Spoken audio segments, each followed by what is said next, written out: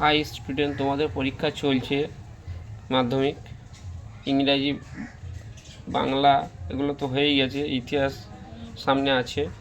তো ইতিহাসের আগের পার্টে আমি 8 নম্বর ও 4 নম্বরে বট কোশ্চেন দিয়েছিলাম। এবারে শর্ট কোশ্চেন কিছু দিয়ে দিচ্ছি যেগুলো আসার সম্ভাবনা আছে। 2 নম্বর ও 1 নম্বরে একটু দেখে নেওয়া যাক। 2 নম্বরে আছে নিম্নবর্গের ইতিহাস চর্চা বলতে কী বোঝো। নিম্নবর্গের ইতিহাস চর্চা ওটা একটু 2 নম্বরের মতোই একটু বেশি করে লিখে দেবে। তাছাড়া এখানে বামা বোধনী পত্রিকার উদ্দেশ্য কী ছিল, ও কেতাবি ইতিহাস কি, মধুসূদন গুপ্ত কেন স্মরণীয়, দুটি দলিত আন্দোলনের নাম লেখো, উইলিয়াম ক্যারি কেন বিখ্যাত ছিল, গান্ধীজি কেন লবণ সত্যাগ্রহ শুরু করেছিল, রাজ্য পুনর্গঠন কমিশন 1953 কেন গঠিত হয়েছিল। এছাড়াও শর্ট কোশ্চেন আছে 1 নম্বরে, সেগুলোও দেখতে পারো। কাকে বাংলার নবজাগরণের জনক বলা হয়। উত্তরটা পাশে দেওয়া আছে, রাজা রামমোহন রায়। হুতুম প্যাঁচার নকশা কার ছদ্মনাম, কালীপ্রসন্ন সিংহ। ব্রহ্ম সমাজ কবে প্রতিষ্ঠিত হয়, 1830। ভারতে প্রথম মেডিকেল কলেজ কোথায় এবং কবে প্রতিষ্ঠিত হয়, কলকাতা এবং 1853। সতীদাহ প্রথা রোধ করেন কে, উইলিয়াম বেন্টিং, 1829। চিল নায়ক কোন বিদ্রোহের নেতা ছিলেন, উত্তর হবে ভিল বিদ্রোহ। উলগুলান শব্দের অর্থ কি, ভয়ঙ্কর বিশৃঙ্খলা। সাঁওতাল বিদ্রোহের 2 জন নেতার নাম, সিধু ও কানহু।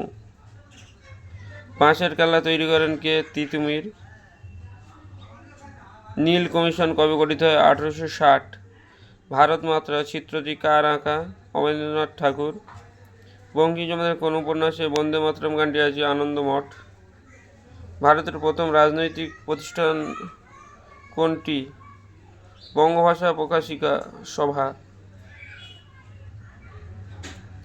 বাংলার মুদ্রণ শিল্পের জনক কাকে বলা হয়, চার্লস উইলকিন্স।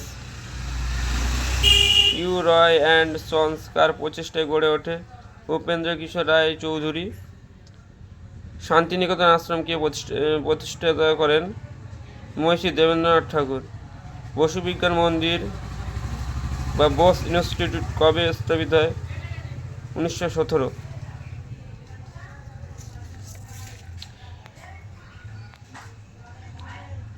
এছাড়া গান্ধীজি সম্পাদিত একটি পত্রিকার নাম লেখো, ইয়ং ইন্ডিয়া বা হরিজন। ডান্ডি অভিযান কবে শুরু হয়, 12ই মার্চ 1930।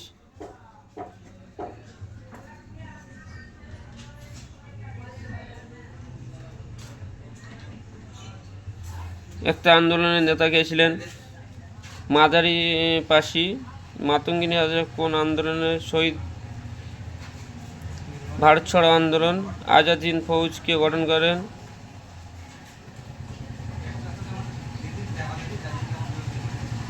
রাসবিহারী বসু।